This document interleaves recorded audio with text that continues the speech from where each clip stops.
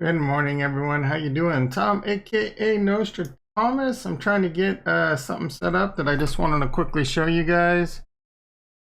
I talk about it quite a bit. I do love it. It is BlockFi, though. I am probably going to switch to Voyager. I'll put the link into Voyager. I haven't done that yet, but I'll get that in after the stream. And I'm just kind of showing you, even if you don't like trading cryptocurrency, if cryptocurrency scares you, this is my current balance is over here, but the thing that's interesting is the transactions, right? You get 8.6% on any stable coin. So there is some risk by putting your stable coin over there. I don't know if that looks very good. Let me see if I could fix this up a bit. That looks a little better, maybe.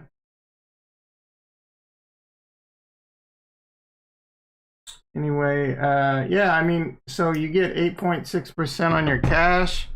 There's a little bit of risk. I don't think there's that much risk. I don't know if it's insured like a bank, but man, you can't beat 8 point relative. How you doing? Yeah, thank you, buddy. Good morning. So, I mean, you see, so I was moving my cash around. This is only on like $15,000 in cash. So I kept moving it around. I was deciding what to do with it. And this is less than a month. So as I moved around between Binance USD, stablecoin, USDC, and GUSDC, I ended up making, let's see, what was a GUSD? Yeah, so $56 when it was GUSD, $13 when it was BUSD, $10 when it was USDC. Man, that's not a bad return on $15,000 cash. Just if you're, it's a great way to make passive income. I do have my Bitcoin over here. You see my Bitcoin interest was 0.008 Bitcoin on the month, and that adds up. All of this is compounding, right, on the month. And the Ether was a fun one too. So where was, Ether interest, 0.22 Ether. Speaking of Ether, the Ether Bunny has arrived. So I really do like I love BlockFi, but here's the deal. I think I like Voyager more. I mentioned this a few times. BlockFi recently reduced Bitcoin, the amount of Bitcoin you can get 6% interest on from 2.5 to 1. I actually have more than one Bitcoin over there. So as far as I can tell, and I'll follow up with this as I confirm, Voyager, I don't think there's a cap, and you get the same like 6%. So I'm probably going to move it over to Voyager, though it scares me to do these transfers. Probably test it out first. I have the Voyager security set up just as good as BlockFi, the Google Authenticator, really complex passwords and things like that. So and I've heard the CEO from Voyager talk. He seems like a pretty trustworthy dude. I mean, as far as CEOs go, he talks a lot of talk about, because there is counterparty risk when you loan your Bitcoin or stablecoin out. And he talks a big game about who they loan it out to, like big institutions and etc. And another thing I like about Voyager is it's much more liquid, and BlockFi attempts to be changing some of that. They've added ACHs so you can get it in and out faster, I believe, but they still do warning messages like, oh, we can hold your deposit for like 60 days or whatever. Where Voyager seems extremely liquid. If you're, you're automatically opted into. And they got way more cryptos you can earn interest on. ADA, 5 or 6%. Polkadot, 8%. One of the downsides on Voyager is you can't withdraw your Polkadot. You can't transfer it out. And so it's a rock and a hard place, right? Kraken, I love Kraken. I bought most of my DOT on Kraken. I'm earning 12% on my Polkadot on Kraken. But they don't really have an easy way to set up recurring buys, and Polkadot's one of my favorites. And so I've set up recurring buys. I think it was $50 a week on Polkadot over at Voyager. I'm not going to fret over little small, $100, $200 a month, only getting 8% versus 12% when the bulk of my Polkadots on Kraken. Anyway, enough waxing on about all that. Let's hop on over to the desktop.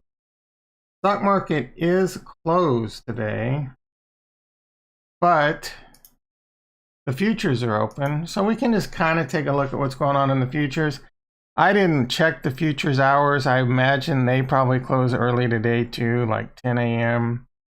PST, 1 p.m. EST is my best guess. You know, 3 or 4 hours early, or 5 or 6, I don't know, whatever. Just kind of give you a vibe. There was the old, as Meet Kevin said, the Uno turnaround, I guess, in the market yesterday. It did start kind of to slip in the end.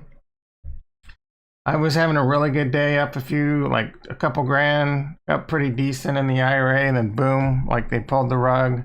It ended up basically flat pretty much everywhere. So just real quickly, we'll be back Sunday, 2:55 to do the futures open.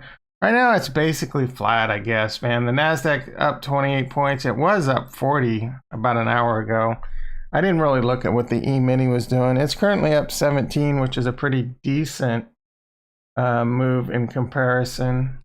See that right here. Crude oil must have had a nice day yesterday because it wasn't around 60. Now it's over 61. Bitcoin futures up $475, up over 60,000 on the futures. So that means the actual price of Bitcoin's below 60 most likely. We'll take a, well, I mean, I can guarantee it. We'll take a look at Bitcoin. Discuss Bitcoin and Ethereum here in a second. Gold up $1.90 at 1730. It's just kind of hanging around the $1,700 level. Silver up 9 cents at $25 an ounce on the futures. Let's hop on over to cryptocurrency. Pretty big day yesterday. I mean, all things considered, I guess.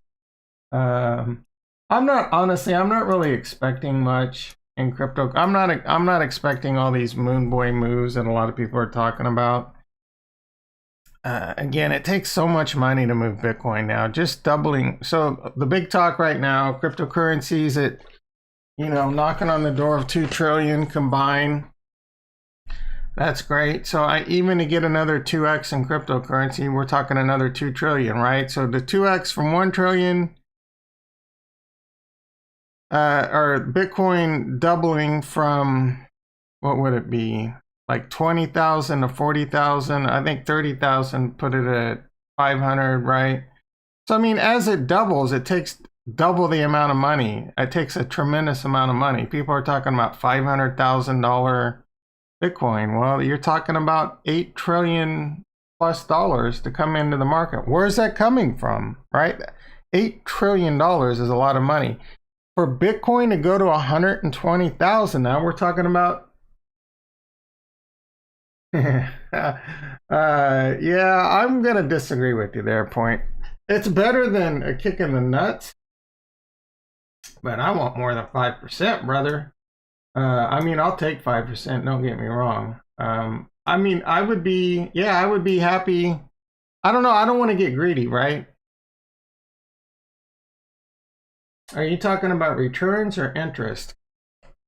So, yeah, man, so for Bitcoin now, I don't know, what was it, like 55,000 made it a trillion? So for Bitcoin to go from 55,000 to 110,000, which everyone says is a foregone conclusion, that's another $1 trillion, right? For everyone keeps throwing around the number 10x, 10x. It doesn't matter when Bitcoin was 30,000, 40,000, 50,000. Oh, this ADA was 50 cents, 60 cents, 70 cents. Oh, this still got a 10x in it. I'm like, dude, like eventually the 10x has got to start coming off the table, right? Is it still a 10x in it after a 10x? A 10x right now across the board is a 20 trillion or a $19 trillion market cap. It's a lot of freaking money. These logarithmic scales that they talk about right now, right? Every cycle, it goes parabolic, and it's going to continue to do that. I don't know, man. Like, where's all this money coming from? Sure, we got institutional buying come in. We looked at the trends yesterday. Bitcoin was trending down. Ethereum's trending down. Bitcoin and Ethereum had good months for March. Historically, March is a very bearish month, and it ended up positive for the month, right? I believe. Pretty good month. And it was either positive. I mean, it wasn't positive by a lot, but it was positive. So March 1st, high of 47.8, and then March 31st low. We'll go to the low. I don't know what the close was. A low of 56,000. That's a greater than 10% move in March, right? When March is historically a very bearish month. We're still butting up against this trend line. It used to be support, now it's resistance. It keeps butting up against it.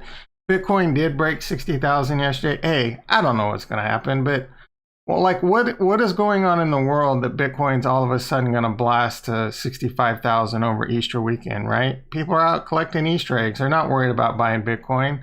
We can take a look at the trends again. If anything, Bitcoin probably continue to spin sideways for a while until we get big news, right? The ETF. Where's this NY Dig news that they promised us? Or did it already come out and it was a non-factor, like some government in Uzbekistan, some county in Uzbekistan put Bitcoin on their, I mean, was that it? I have no idea. But for Bitcoin to move, now even for Bitcoin to go to like 70, 80,000, right? We're talking an amount of money that was about its entire market cap in 2017. So it takes a lot more money to move it. Same with ADA. Everyone's like, oh, ADA can easily go to 10, 20, 30, 40, 50, 60. Ridiculous numbers are thrown out there. The amount of money that it requires to move ADA, because it's the amount of coins there are in circulation times the price to give you its market cap. So 32 billion coins in circulation, it takes $32 billion to move it for every dollar, right? So for ADA to go from what price it is now to a 10x, you're talking about $320 billion, right? And that's 1.5 times the size of Ethereum's current market cap. Can a 10x in ADA still happen? Can a 10x in Bitcoin still happen? Yeah, man, there's money out there. It can happen. But I'm like Point's kind of saying, I mean, I want more than 5%, but I'm happy. Like, I don't know, let's pull up the spreadsheet. I've already 2x'd my money, I think, or it's pretty freaking close. Yeah, roughly 414,000 in there. I mean, this isn't 100% accurate. I'm up around 190,000. It's close enough for government work. So I've already roughly 2x'd. If this spun sideways the rest of the year, it's not retire on the beach money. It's not, I could hire a butler for maybe a year. But it's a good start. And by like 2025, I think this money, if I don't touch it, I just let it go in. I think it could be a 10x in the next 4 to 5 years. Even just a 2 to 3 to 4x would be an amazing amount of money. And there's a lot of other things you can do once you have money to start making money, right? There's plenty of markets out there. There's real estate markets that you can make a lot of money in, really juicy. The stock market, you can always make money in the stock market. It doesn't matter whether it's going up, down, or sideways. I do that all the time with options. That's why you want to like, subscribe, bell button. A 10 trillion would be a great, but that is it. Yeah, that's a hell of a lot of money. And I think it's there. I think it's there and I think it's coming. But is it coming all this year? Maybe, right? Like Grayscale is adding funds. Mana is one of my biggest plays outside of the big ones. You know, my biggest positions being Bitcoin, Cardano, Polkadot, Ethereum, and then Binance coin at a modest 3%. And then it pretty much all cliff dives below 1% after that. Decentraland at 0.5% of my portfolio. I continue to dollar cost average into Decentraland. So there's some things about Decentraland that I don't like. Like apparently their founders aren't anywhere to be found. You don't really see a whole lot of new innovation, I guess, but Decentraland just reeks of success. I am I am wanting, I'm probably going to play some more Decentraland this weekend. And I'm really, really, really wanting to buy some land there, but it's so freaking expensive. And so I'm probably not going to buy land, though it's very, very tempting because they have limited parcels, right? Coin Bureau did a really good video on them like 2 days ago. If you're into Decentraland, it was definitely a video I'd highly recommend. That guy has a great cryptocurrency channel. He's not a hype boy like Big Boy. He just gives you some facts, gives you a lot of facts. I mean, he throws in a bit of his opinions on it, and I don't always agree with him, but he's not, you know, he's entitled to his opinion like we all are, and he gives you a lot of great information. He does great videos. Yeah, I love me some Decentraland. The Graph, baby, and this is where, like I put it in the description, making money in crypto is one of the toughest things to do, and it's also one of the easiest things to do. If you can just follow a few simple mechanics. Don't go in with more than you can lose. Most people make that mistake. Don't try and get rich overnight. Most people, and I check. I do this stuff too, right? But I'm a little bit more risk averse. I'm used to losing sleep. But there's some simple mechanics. The Graph, you buy good projects and you buy them when they're down. And I was pounding the table on this like a week ago. Look, I'm not a financial advisor. This is not financial advice. The Graph was down to I started buying it around 179. I think I bought it because it was down big when everything else was doing pretty good. It got all the way down to like $1.34, man. That's when you should be loading the boat. The Graph is a great project. It's a mid cap. I don't know what's its market cap, like 2.2 billion. That's a good market cap. It has a real utility. It is a meta. What is it? It's a meta tool, metadata tool for all of cryptocurrency. Google's involved. Google has validator nodes. It's an amazing project. I think you can even, I was looking into it, you can even delegate your tokens. Some crazy formulas. You have to be an Einstein, if that's the one I'm thinking about. So I'm just like, whatever, dude. I don't got time for all that. I don't even know. I don't even remember where my Graph is. I think it's in Gemini, or it might be in. It's in Coinbase, I think. So I don't know if there's any places out there that offer good interest on it. I should look into that. I have a decent amount of Graph. My average cost is around $1.64, so it's doing pretty good. And I think that's a good one. If you're into small caps, that's a decent one to buy. If you're into constantly just trying to accumulate coins, that's one I like a lot. And if you're one of those people that like to trade a lot, I think the best way to make money in cryptocurrency is just to buy and hold. Otherwise, you're always fighting Uncle Sam on your taxes. It's really hard to pick. It's really hard to have the mechanics to sell, because everyone has that hold mentality. But you got to sell it when it's high. Like right now, you should maybe be considered. If you're an overtrader, I'm not. Maybe sell Ethereum to pick up something that's. No, I think Ethereum's going to continue to move right now, so that might be a bad idea. And Ethereum, man, that's another one I've talked a lot about. There was a lot of YouTubers out there, and some big ones even sold their Ethereum to buy their stuff. I'm like, man, why would you do that? Ethereum is going to continue to do well. If you believe in Bitcoin, you believe in Ethereum. If Bitcoin goes up, Ethereum's going to go up. Ethereum is the second biggest market cap. It is the second least riskiest. Don't worry. FUD. Oh, gas fees are too high. Oh, layer 2 solutions are being delayed. Oh, EIP 1559. Oh, delays. What the hell ever, man. They got tons of projects on it. They will get it figured out. Vitalik is a smart dude. They're going to get it fixed. And that's why I own a lot of Ethereum. It's also why I own a lot of Cardano, and it's also why I own a lot of Polkadot. I think they're all going to do tremendously well. I think, and I mean, you might be right. You might sell your Ethereum and pick up something that does better, and then maybe you get back into Ethereum.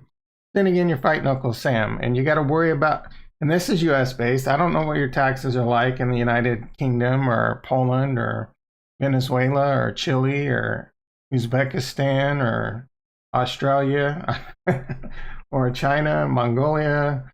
Like how long am I going to wax on about countries? So I don't know what your tax, but in the United States, as your tax brackets go up, as you make more and more money, you start paying more and more taxes. And it doesn't take too much to be pretty good at trading, where you go from a 15% tax bracket to a 20%, 22%, then 24, then 30, then 37.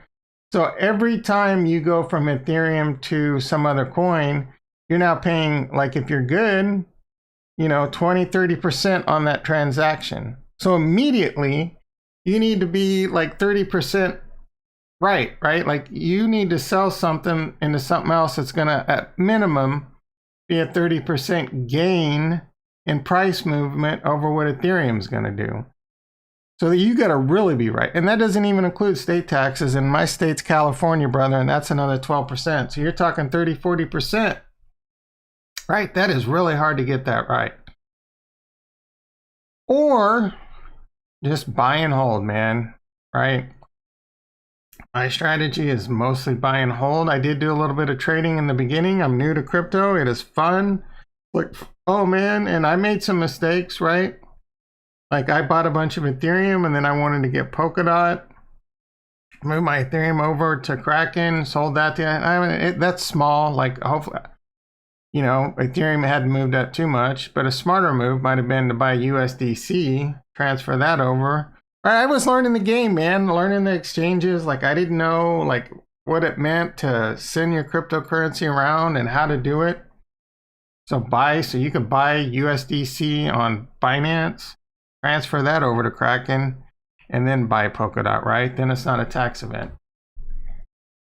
And I love Kraken. You can get money into Kraken without the hoops, but you're gonna have to do a wire transfer, and that kind of sucks. I don't know why they don't have ACH. I wish they would fix that. If Kraken had ACH, it would probably be, and it still is, one of my favorite exchanges. Mostly because I got Polkadot and Kusama. There's Kusama, your mama. That's a great coin. That thing took off to the races. It was over like $500. I was like, man, because I wanted to buy it. See if we can pull this up real quick. ASM. No, ASM. Kusama, your mama. Kusama to Tetheris. Kusama to USD. I mean, look at that. I started talking that I wanted to buy it about a week and a half ago. I'm like, yo, bro, what's going on? It's $400. And that was like, man, you go back about another week or so, and it was 280 and then 200. So at March 5th, less than a month ago, it was at $215. And I started like really liking Kusama, and I've always liked it, but I started considering wanting to buy it, and it was at like $400. I'm like, oh man, I gotta wait for a pullback. It's already got too much of a pump. And then it really pumped. So now it's in a bit of a dump. Excuse me. So this is a typical behavior. Pump, dump, consolidation. Pump, dump, little bit of consolidation, pump, dump, little bit of consolidation, pump, dump. So we'll have to see what happens here. It butted up against the 20 EMA. Let's see what happens. Maybe it consolidates. If it consolidates, then you might want to consider buying this one. I mean, it's down 5% right now. Is there any downside left? And you do want to kind of take the whole market into consideration. But this is a coin I do like a lot. Don't be like, this is the test net for Polkadot, right? This is the sister network to Polkadot. And again, it's all about market cap, how many coins there are. So don't think like, oh, well, I mean, if this is the test net and Polkadot's the main net and Polkadot's only $40 and this is $400, I should be buying Polkadot. Look, I love them both, right? Polkadot's one of my biggest positions. And on both of them, you get 12%. But Kusama is, I think, going to move just as well percentage-wise as Polkadot. And the one cool thing about Kusama, And one of the reasons why the price is so high is because of how many coins there are. So let's take a quick look at that. So if I remember right, Polkadot's 1 billion coins, maybe more. So let's see. Circulating, yeah, right at 1 billion. And most of them are out there. That's good. Kusama's like 9 million, if I remember correctly. Number 30 doing good. Yeah, so what are we at? Market cap 3.9 billion. Man, that's a mover. But there's only a max supply of 10 million, 8.9 are circulating. That's less than half as many coins as Bitcoin. Now, that doesn't mean Kusama can go to 50, 60,000 like Bitcoin. Actually, it does, right? So is Kusama potentially $1 trillion market cap? I mean, at 50,000, that would make it a $500 billion market cap. Theoretically possible, not anytime soon, 2025, 2030, maybe. Like these could be massive companies like your stock market. This is the new generation of how businesses could be run and done, right? By 2030, we may have 2 different types of business sectors, you know, blockchain related, working with your traditional institutions. There's going to be a lot of cross business type stuff going on. You're still going to have your Teslas. Tesla's not necessarily going to be a blockchain company, though they may become blockchain in some fashion or another. Like, why can't traditional businesses implement blockchains for many, many, many different reasons? The programs that they use, decentralized programs and smart contracts it can do, have a lot of the programming put into it, how trade is done across countries, you know, across nations. Even something as like Tesla's, right? The Tesla's over-the-air update software, making that blockchain. Why not? Like that thing can be hacked right now. Maybe the blockchain's a solution to that. I don't know, just spitballing. So you're going to have companies in the future. I don't know how distant out. One of them's already $1 trillion, and that's Bitcoin. But Bitcoin, it's not a full-on DeFi like app and all that. It's just a store of value. It's going to be a store of value like gold. Look at it like that. And I do think it'll eventually overtake gold much, much more.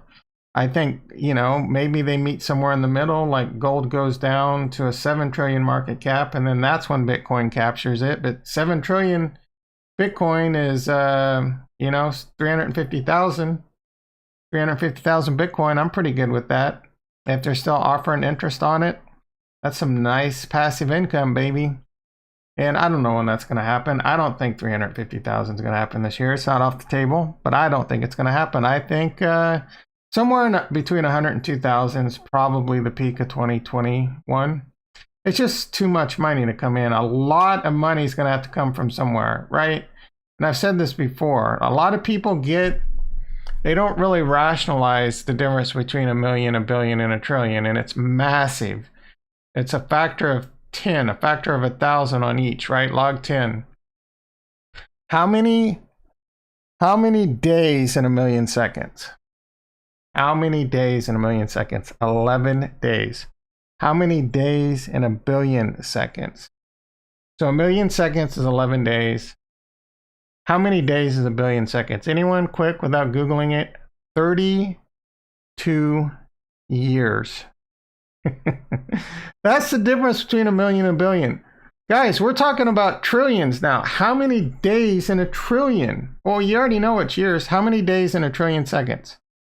Well, it's a factor of 1,000. 32,000 years. That's how quickly, boom, baby. So it takes a lot of money now. The market cap of crypto is currently sitting at 1.95 trillion. So for another 2 trillion to come into this market by the end of 2021, that's a lot of freaking money. And yeah, it's out there. But just think about it. I mean, 1.5 billion from Tesla. It's the 6th, 7th biggest company in the world. Maybe they put more in, but that's like 1/1000th of a trillion, right? Or I don't know, it's less than that, but you get the idea. Like whatever it is, it's close to 1,000th, right? You need about 800 more Tesla buys just to get a trillion. How many people like me? I put a couple. I have 2 Bitcoin. How many people like me have to come in and be able to buy 2 Bitcoin? Yeah, there's millions of people out there, and I think it will come, but the adoption rate is still a bit slow. Will there be a FOMO period sometime this year? Maybe. Maybe it all comes. I don't know, but don't take it to the bank. All I'm trying to say is don't take it to the bank. Don't invest a bunch of money that if you lose it or if it doesn't work out or if it doesn't happen this year, just invest what you can, man. And that's what I do. I talk about it all the time. I watch my expenses. I invest what I can. I'd love to get a new car. I'd love to get a new Tesla. I haven't gone out and bought a new Tesla, even though I could, right? I don't need it. I don't do that much driving. My current car gets me around, runs great, has a great stereo system. The AC works, the power windows work. It's comfortable. It's got heated seats. It's got cold seats. What are those called? Refrigerated seats, air seats, whatever. Hot, cold, whatever I want. It won't drive for me. It doesn't have it's a 2012 Kia. But I don't have a car payment, man. That car payment was $550. It's paid off. I haven't had a car payment for 2 or 3 years now. Instead, for a while, I was putting that in the stock market. And now I'm putting it in crypto. Every month, I buy at least $500 worth of crypto. I'm not spending a lot of money on fast food, eating out. Hell, I have not eaten out since I want to say January of 2020. I haven't eaten out once because I'm a germaphobe. I'm scared of this thing that's going on. I've become a lot less scared lately, but I've gotten into the habit of just buying my own food, cooking it. It's a little bit more work because you have to prepare it. You have to do the cleanup, but the amount of time takes the same, and you can make healthier food and you can save money, right? You can save a ton of money. Use Truebill, use Personal Capital, use Mint. Tie in all your bank accounts and see what you're spending your money on. And you'll be like, oh crap. Like Truebill is great because it'll show you all the, I know I've said this stuff before, but it's important, man. There's new people that come along and this is how you save money. Like, oh man, I got Hulu, I got Netflix coming up, I got Showtime coming up. And then you see you've got like $100 in just streaming services and you only watch a couple of them. Like I have no business being in Netflix right now. There's nothing on Netflix that I want to watch. So I should just cancel it, right? I can always come back and binge, cancel a few of them. Most of the time I spend on YouTube, which I pay for. I pay for the YouTube so I don't see ads. Because ads, I can't stand ads, right? I have Disney. I need to cancel that one. I bought that to buy WandaVision and I got 3 episodes in. It didn't do much for me. And I've been too lazy to cancel it. Come on, Tom. I need to kick my butt. Is it because I made too much money in cryptocurrency I'm getting lazy? Don't get lazy. It'll show you like I was spending $600, $800 a month on food. And at the time I knew I was spending a lot of money on eating out, but I rationalized it by saying, Tom, you're this network engineer, system engineer, cloud engineer that spends 40, 50, 60 hours a week working. You make good money. Your time's too valuable to make your own food. Well, that's a bunch of BS because again, it takes about the same amount of time for me to go whip up lunch than it does for me to drive to Taco Bell, right? Or Chipotle, right? I would eat a lot of Chipotle. I'd eat a lot of Pilot because Chipotle's healthier, but you're talking $10, man, $10 to $12. I wasn't necessarily eating it healthy. I was getting a $10 burrito bowl, piling on sour cream, piling on guacamole, cha-ching, cha-ching, large soda. The amount of, that didn't help my diabetes. Large soda, $2. Are you kidding me? It probably cost them 5 cents total. And then you throw on a bag of chips too. Man, it's $15 bills for lunch, then $15 bills for lunch or dinner. I'd go do it again. $30 a day times 30, $900 on fast food. $600 to $900 on fast food. Well, guess what? I spend $300, $400 on food now. Eat a lot healthier. Takes about the same amount of time. I'd say I feel better, but that'd be a lie because I'm dealing with some other stuff. Yeah, I am starting to get into the eating out habit because of this. Yeah, brother. I mean, if you're a baller shot caller making say you're say you're a Python programmer or something, and for some Silicon Valley company making 400,000 or 500,000, then like by all means, I don't think it's a big a deal. But just depends on. I mean, it depends on you, man. Like what your financial situation is. I just know most people's financial situation. Spending a lot of money on fast food, just too much money, man. And instead of spending $500, $600, $700, $800 on food, I spend $300, $400 on food. It takes about the same amount of time, more effort for me. Hey, I could use the exercise. You learn how to enjoy making your food, right? Turn on some music or whatever it is and just enjoy it and try, make tasty stuff.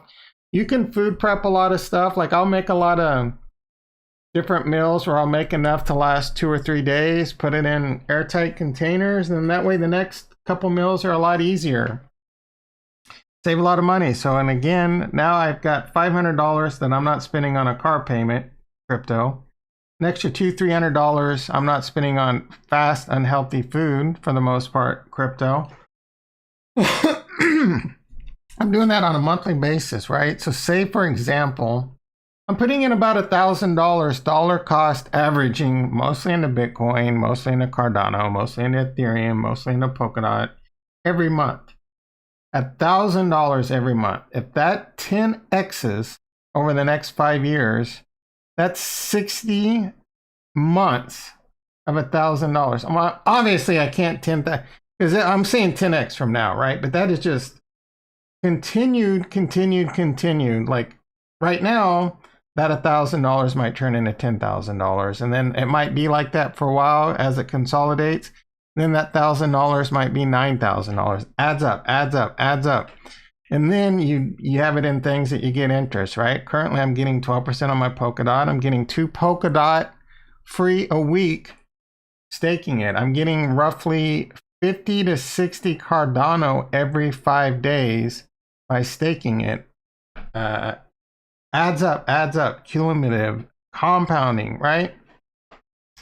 And it doesn't take much if you don't, if you can't afford as much as that, $20, $50 a month to start really changing your life around. And it's the same formula you can do in the stock market too. Anyway, let's wrap this up. I hope you all have a great Easter weekend. I will be back Sunday, 2:55 PST. Be there, be square. Love you. Peace.